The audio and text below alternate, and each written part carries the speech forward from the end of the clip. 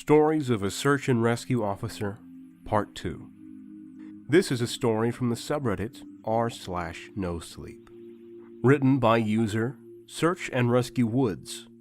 So I logged back on tonight and was blown away by the staggering amount of interest this seems to have generated.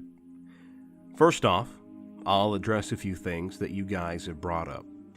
There's been an overwhelming amount of people mentioning the similarity between some of my stories and those of David Paulides.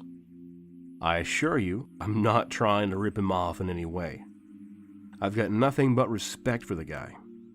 He's actually what inspired me to write this, because I can verify a lot of the things he talks about. We do have a lot of these strange missing persons cases, and most of the time they aren't solved. Either that or we find them in places they have no business being. I personally haven't been on many calls like that, but I'll share a few that I've seen, and a story my friend told me that relates to this. There was a lot of feedback about the stairs, so I'll touch on that briefly here. And I'll also include a story. They come in a variety of shapes, sizes, styles, and conditions. Some are pretty dilapidated, just ruins, but others are brand new. I saw one set that looked like they came from a lighthouse.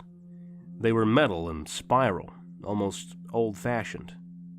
The stairs don't go up infinitely, or farther than I can see, but some sets are taller than others.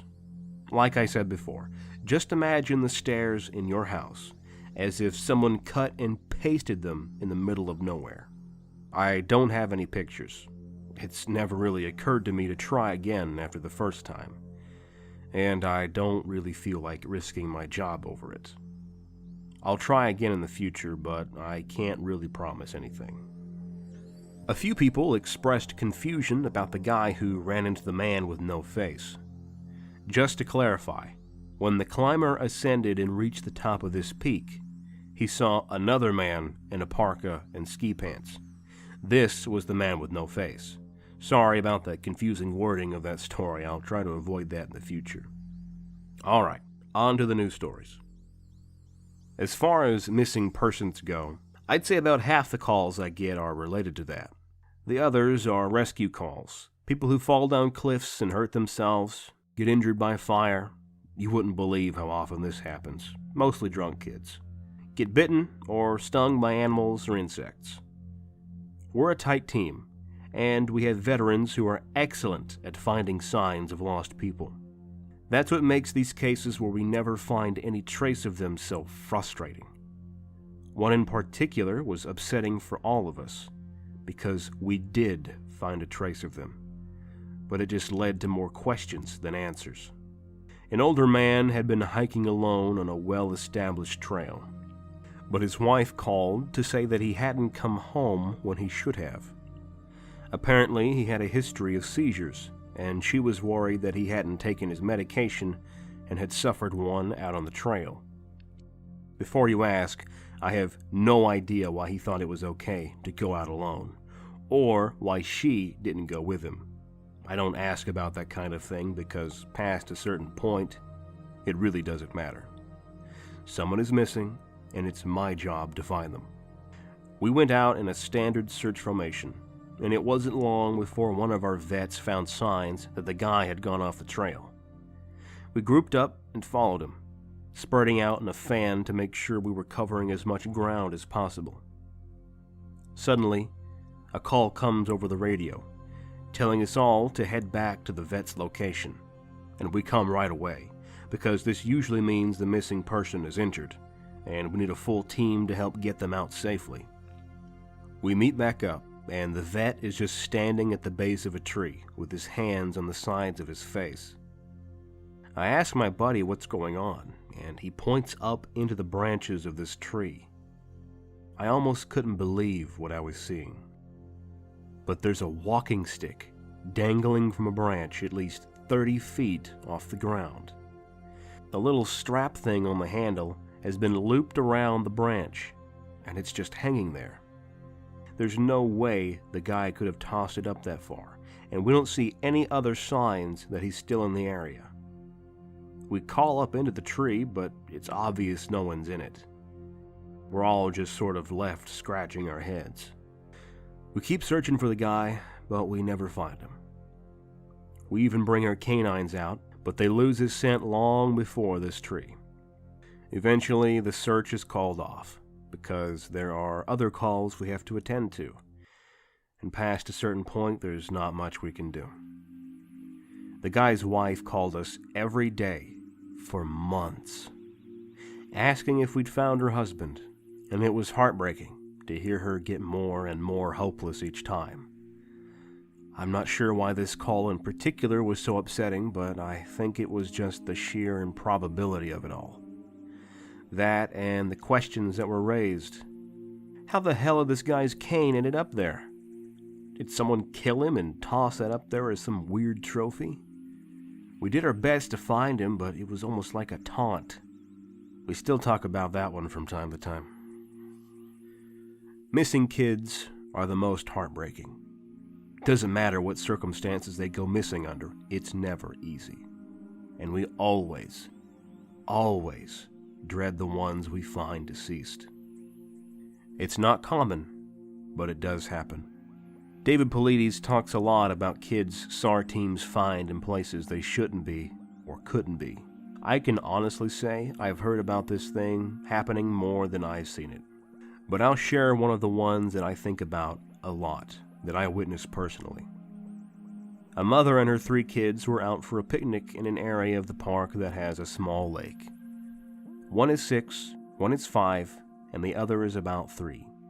She's watching them all really closely, and according to her, she never lets them out of her sight at any time. She never saw anyone else in the area either, which is important. She packs their stuff up and they start to head back to the parking area. Now, this lake is only about 2 miles into the woods, and it's on a very clearly established trail.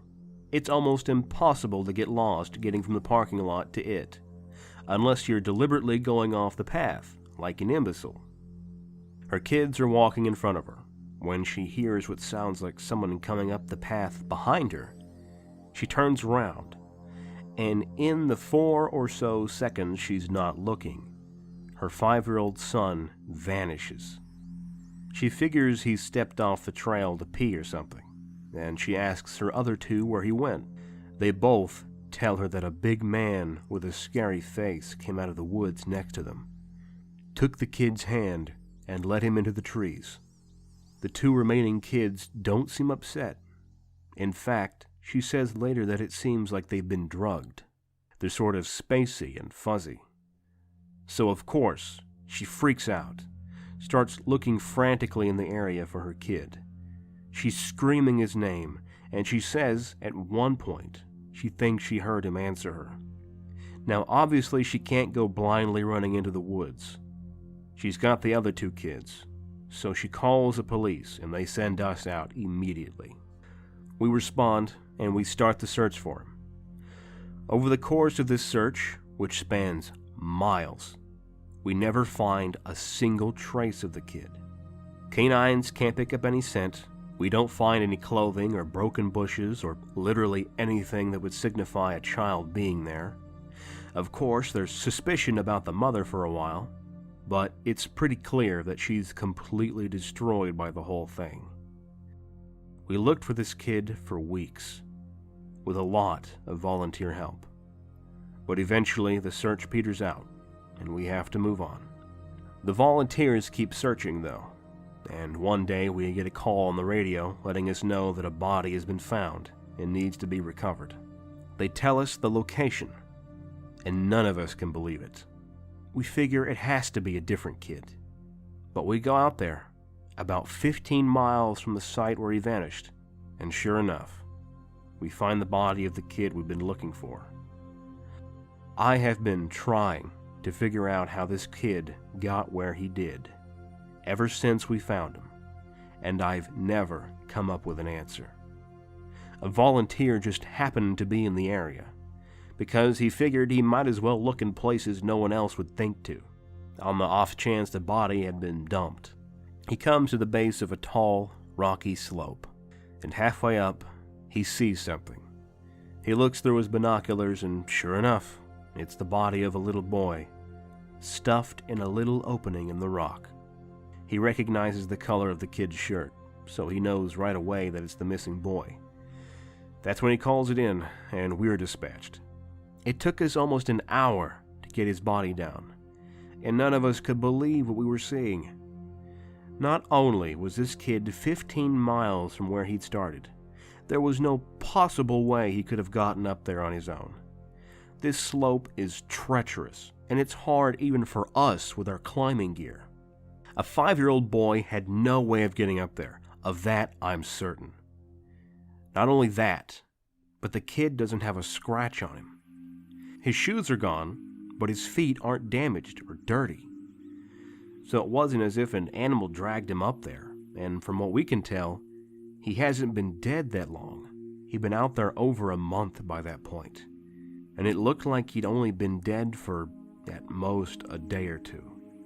The whole thing was unbelievably strange, and was one of the most disconcerting calls I've ever been on.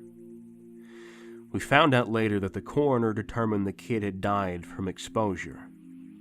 He'd frozen to death, probably late at night, 2 days before we found him. There were no suspects and no answers. To date, it's one of the weirdest things I've ever seen.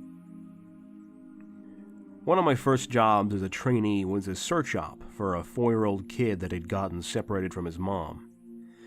This was one of those cases where we knew we were going to find him because the dogs were on a strong scent trail, and we saw clear signs that he was in the area. We ended up finding him in a berry patch about half a mile from where he'd been last seen. Kid wasn't even aware that he'd wandered that far.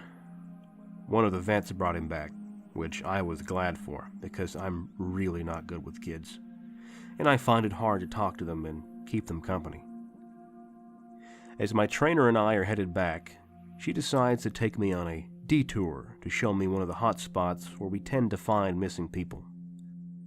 It's a natural dip in the land near a popular trail, and people will usually move downhill because it's easier. We hike out there. It's a few miles away, and we get there in about an hour or so. As we're walking around the area, and she's pointing out places she's found people in the past, I see something in the distance. Now, this area we're in is about 8 miles from the main parking area, though there's back roads you can take to get closer if you don't want to hike that far. But we're on state-protected land, which means there can't be any kind of commercial or residential development out here. The most you'll ever see is a fire tower, or a makeshift shelter that homeless people think they can get away with building. But I can see from here that whatever this thing is has straight edges. And if there's one thing you learn quickly, it's that nature rarely makes straight lines. I point it out, but she doesn't say anything. She just hangs back and lets me wander over and check it out. I get within about 20 feet of it, and all the hair on the back of my neck stands up. It's a staircase in the middle of the fucking woods. In the proper context, it would literally be the most benign thing ever. It's just a normal staircase with beige carpet and about 10 steps tall. But instead of it being in a house, where it obviously should be, it's out here in the middle of the woods. The sides aren't carpeted, obviously, and I can see the wood it's made of. It's almost like a video game glitch, where the house has failed to load completely and the stairs are the only thing visible. I stand there, and it's like my brain is working overtime to try and make sense of what I'm seeing. My trainer comes and stands next to me, and she just stands there, casually, looking at it as if it's the least interesting thing in the world. I ask her what the fuck this thing is doing here, and she just chuckles. Get used to it, rookie. You're gonna see a lot of them. I start to move closer, but she grabs my arm, hard. I wouldn't do that, she says. Her voice is casual, but her grip is tight, and I just stand there, looking at her. You're going to see them all the time, but don't go near them. Don't touch them. Don't go up them. Just ignore them. I start to ask her about it, but something in the way she's looking at me tells me that it's best if I don't. We end up moving on, and the subject doesn't come up again for the rest of my training. She was right, though. I'd say about every 5th call I go on, I end up running across a set of stairs. Sometimes they're relatively close to the path, maybe within 2 or 3 miles. Sometimes they're 20, 30 miles out, literally in the middle of nowhere. And I only find them during the broadest searches or training weekends. They're usually in good condition, but sometimes it looks like they've been out there for months. All different kinds, all different sizes. The biggest I ever saw looked like they came out of a turn-of-the-century mansion and were at least 10 feet wide, with steps leading up at least 15 or 20 feet. I've tried talking about it with people, but they just give me the same response my trainer did. It's normal. Don't worry about it. They're not a big deal. But don't go close to them or up them. When trainees ask me about it now, I give them the same response. I don't really know what else to tell them. I'm really hoping someday I get a better answer, but it hasn't happened yet. This is another one that was less spooky and more sad. A young man went missing late in winter, when realistically no one should be going that far out on the trails. We close a lot of them, but some remain open year-round, unless there's a shitload of snow. We did an op for him, but we had about 6 feet of snow on the ground. It was an unusually heavy snow year. And we knew it wasn't likely that we'd find him until spring, when the thaw came. Sure enough, when the first big thaw came, a hiker reported a body a little ways off the main trail. We found him at the base of a tree in a pile of melted snow. I knew right away what had happened, and it scared the living shit out of me. Most of you who ski or snowboard or spend any amount of time on a mountain will probably have guessed too. When snow falls, it doesn't collect as thick in the areas beneath the branches. It happens most with fir trees because they have a sort of closed umbrella shape. So what you end up with is a space around the base of a tree that is filled with a mixture of loose powdery snow, air, and branches. They're called tree wells, and they're not immediately obvious if you don't know what you're looking for. We put up signs in the Welcome Center, big ones, letting people know how dangerous they are, but every year that we get an unusual amount of snow, at least one person doesn't read them, or doesn't take the warning seriously, and we find out about it in spring. My best guess is that this young man was hiking and got tired, or maybe a cramp from walking in the deep snow. He went to go sit at the base of the tree, not knowing that there was a tree well, and fell in. He got stuck with his feet up, and the surrounding snow caved in around him. Unable to free himself, he suffocated. It's called snow immersion suffocation, and it doesn't usually happen except in really deep snow. But if you get stuck in a weird position like this guy did, even 6 feet of snow can be lethal. What scared me the most was imagining how he must have struggled. Upside down in the freezing cold. He didn't die quickly. The snow would have formed a dense, heavy pile on top of him, and it would have been literally impossible to get out. As it got harder to breathe, he would have known what was happening. I can't even imagine what he was thinking in his last moments. A lot of my less outdoorsy friends want to know if I've ever seen the goat man while I've been out on calls. Unfortunately, or I guess fortunately, I've never had anything quite like that happen. I guess the closest was the whole black-eyed man thing, but I didn't see anything. However, there was one call where I had something kind of similar happen, but I'm not sure I'm willing to chalk it up to the goat man. We'd gotten a report that an older woman had fainted along one of the trails and needed assistance getting back down to the main area. We hike up to where she's at, and her husband is just beside himself. He runs, well, I guess more jogs, to us, and tells us that he was a little ways off the trail looking at something when his wife starts screaming behind him. He runs back to her, and she's passed out on the trail. We get her on a backboard, and as we're getting her down to the welcome center, she comes to and starts screaming again. I calm her down and ask her what happened. I can't remember verbatim what she said, but essentially what happened was this. She'd been waiting for her husband when she started hearing this really strange sound. She said it sounded sort of like a cat, but it was off somehow, and she couldn't quite figure out why. She went a little ahead to try and hear it better, and it sounded like it was coming closer. She said the closer it got, the more uneasy she was, until she finally figured out what was wrong. I do remember this next part because it was so weird that I don't think I could forget it if I tried.